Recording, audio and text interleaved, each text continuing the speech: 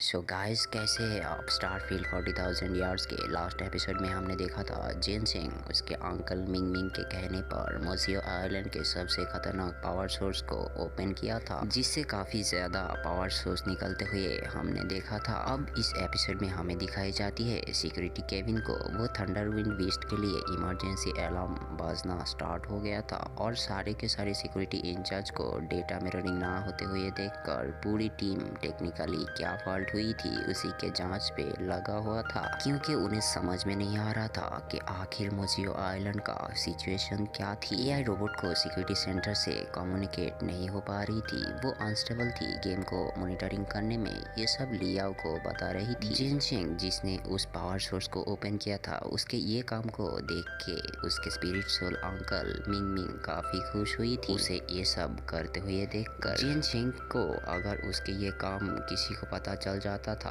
कि उसी ने ये पावर सोर्स को ओपन किया था, तो मोजियो आइलैंड के सारे पार्टिसिपेंट उसके तलवे चाटती थी। जिन सिंह काफी ज्यादा खुश हो गया था क्योंकि उसे इस पावर सोर्स से ही एक नया लाइफ मिला था। थंडरविंड इतना बड़ा पावर सोर्स था कि जिन सिंह उस पावर सोर्स को यूज करके इस फाइनल राउंड को जीत पाता था। वो थंडर पावर सोर्स से ही कन्वर्ट होके निकल आया था एक हाई लेवल वाला बीस्ट, जिसके अंदर से थंडर निकल रहा था। उस बीस्ट को देख के जिंगशिंग को भी काफी ज्यादा डर लग गया था कि वो खूंखार बीस्ट उसको टपका के काम का शुरुआत ना करे। जिसे उसे पता चला था कि ह्यूमन के स्ट्रेंथ को चेक करके ही ह्यूमन के ग्रुप के न्यू फोर्स को डिस्ट्रॉय करना चाहती थी, काउंटर अटैक करके। इवन वो बीस्ट भी उससे ट्रीट कर रही थी दूसरे ह्यूमन जैसा। शेंगले बीस्ट एक कॉपर ब्लेडेड बीस्ट थी, उसी से जिनशिंग का अंकल अगेन वापस आ सकती थी वर्ल्ड में। जिनशिंग का अंकल का स्पिरिट वहां से जिंगशिंग के बातों को सुनकर गुस्से से वहां से वैनिश हो गई थी। जिंगशिंग को गलत सवाल पूछने पर नेक्स्ट सीन में हमें दिखाई जाती है टेक्निकली इशू सॉल्व हो गई थी और मोजियो आइलैंड से कम्युनिकेट करके पता चला था कि एक बहुत बड़ा स्टॉर्म की वजह से सिग्नल डिस्कनेक्ट हो गई थी, जिससे वीडियो फंक्शन और दूसरा फंक्शन ऑफलाइन हो गई थी। स्टॉर्म का नाम सुनते ही सिक्योरिटी सेंटर में एक हलचल मच गई थी। प्रोफेसर सी भी वहीं पे प्रेजेंट थी, वो देखने के लिए आई थी कि स्टेटस क्या थी मोजियो आइलैंड का। ली याओ को टेक्निकली सिग्नल डिस्कनेक्ट होने के वजह से एआई रोबोट परेशान कर रही थी, इससे ली याओ को डिस्टर्ब हो रही थी। सी जियाओ जो कि रेड टीम से बिलोंग्स करती थी, उसी का एआई रोबोट का भी सिचुएशन सेम थी जैसा ली याओ का था और ली याओ दिमाग का यूज करके दोनों एआई रोबोट को आपस में टकरा दिया। तभी सी जियाओ को आसमान में काफी जोर जोर से बिजली कड़कने का आवाज सुनाई दी थी, जिससे उन्हें लग रहा था भयंकर तूफान आने वाला था और सच में अर्थक्वेक होना स्टार्ट हो गई थी। सीजियो अर्थक्वेक से नीचे की ओर जाने लगी थी। सिक्योरिटी केबिन के इंचार्ज को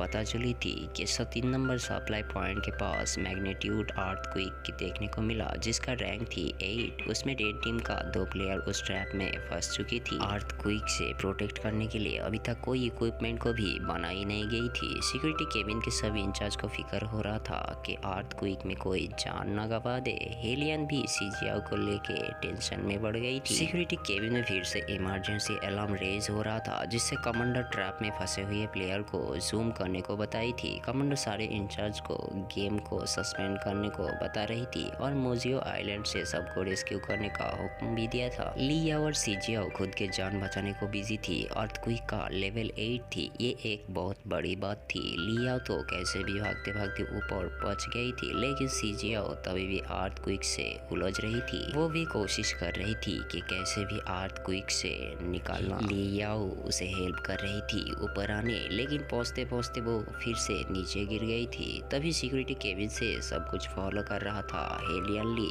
और हेलियन खुद को रोक नहीं पाया था। वो वापस मोजियो आइलैंड में जाने वाला था। वो वहाँ पे किसी को बचाने के लिए जा रही थी, लेकिन सिक्योरिटी उसे जाने नहीं दे रहा था और बता रही थी कि ऑर्गेनाइजेशन ने ऑलरेडी एक्शन ले लिया है, तुम अगर वहाँ जाओगे तो तुम भी पिस जाओगे, जिससे खतरा बढ़ने का चांसेस काफी ज्यादा बढ़ जाता था। लियो अपने फ्यूचर के क्लाइंट को कैसे मरने देता था, इसीलिए वो भी कूद पड़ा था सीजियाओ को बचाने के लिए। सिक्योरिटी केबिन के सब दंग रह गए थे कि आखिरकार ये लड़का कर क्या रहा है। ली याओ एक टेक्निकली मास्टर था और उसी के ही बनाया हुआ वेपन को यूज करके सीजियाओ को रेस्क्यू कर लिया था, लेकिन सीजियाओ को बचाने के चक्कर में वो खुद उस दलदल में फंस चुका था। वो जो चट्टाने को पकड़ के रखा था वो अचानक गिरने की वजह से वो नीचे गिर गया था। मिस लिन लियाओ के हालत को देखकर सामने आके सिक्योरिटी कमांडर को अपना आइडेंटिटी देते हुए बता रही थी वो भी रेस्क्यू टीम के साथ वहाँ पे जाना चाहती है। सिचुएशन काफी डेंजर थी और लियाओ उस स्टॉर्म से बाहर निकल के आई थी, जिसे देखकर सिक्योरिटी केबिन के सब खुश हो गई थी। मिस लिन भी खुश हो गई थी लियाओ को जिंदा देखकर। So guys, star martial field के एपिसोड 12 का सेकेंड पार्ट को जल्दी ही चैनल में अपलोड कर दिया जाएगा।